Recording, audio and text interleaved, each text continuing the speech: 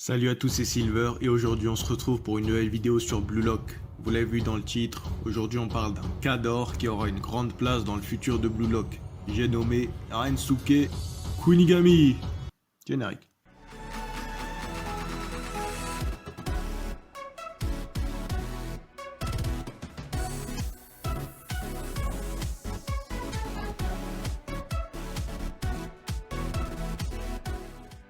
On a tous vu la défaite de Kunigami et son entrée dans la wildcard, mais pas pour un aller simple. Aujourd'hui on va voir les différentes possibilités de son retour dans le Blue Lock. Et là, on est sûr qu'il sera digne du retour de Zizou en 2005.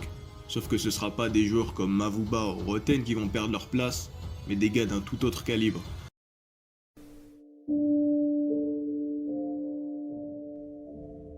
La première solution est la moins probable mais la plus intéressante, Chidori Yosei.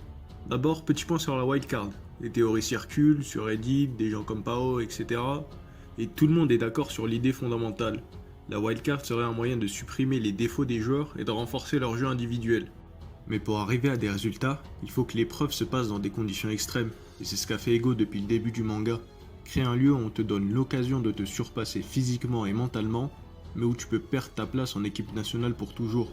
Les éléments dits sensibles de l'équipe tels que Baro, Nico, Isagi, Ryo affronteraient alors des joueurs surentraînés de la wildcard qui sont passés par un processus mental beaucoup plus puissant que d'être dans la team VAZ.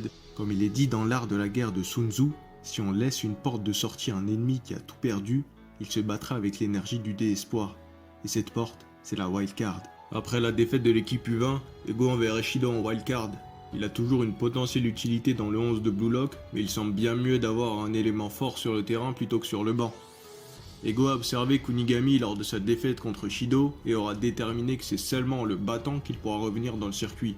Sinon, Shido aura mérité son retour après avoir joué le vigile pour Ego.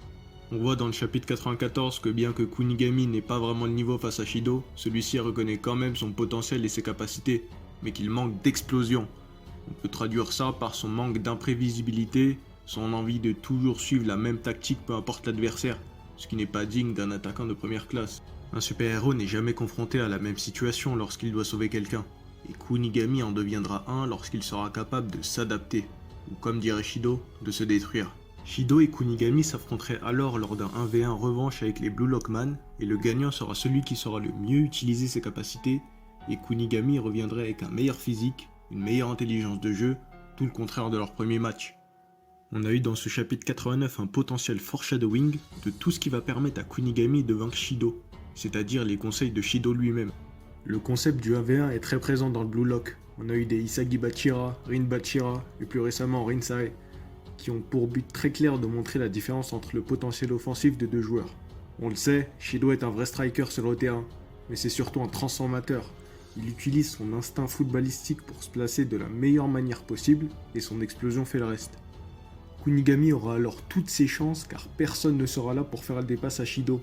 Cela donnera une occasion aux deux de se surpasser. Kunigami réussira enfin à vaincre le démon qui le terrifiait.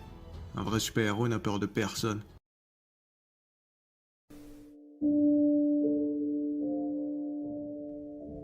La deuxième solution serait Baro. Baro est celui qui est le plus proche du style de jeu de Kunigami.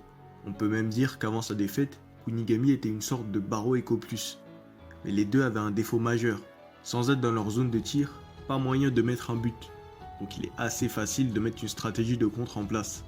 Cependant, Baro a réussi à pallier partiellement à ce défaut avec la technique du Celra, et c'est grâce à ça qu'il en est là aujourd'hui, contrairement à Kunigami qui n'a pas su surpasser ses limites. Mais pourquoi Baro est donc sur le banc en ce moment ? La réponse est simple, sa technique a déjà trouvé ses limites. Un joueur qui a une excellente vision de jeu comme Rin trouvera un moyen de prendre en compte le bug Baro dans sa stratégie. Deux profils similaires, deux grands potentiels, mais un seul aura sa place. Voyant le comportement récent de Baro, Ego l'enverra en wildcard pour lui donner une chance de s'améliorer face à un adversaire similaire, mais avec un risque très élevé. En 1v1, pas de chichi ni de coup dans le dos, seul le niveau parlera.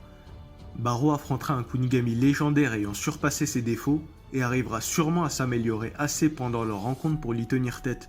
La différence finale sera en mental, qui sera bien plus travaillé chez Kunigami dû aux conditions de la wildcard.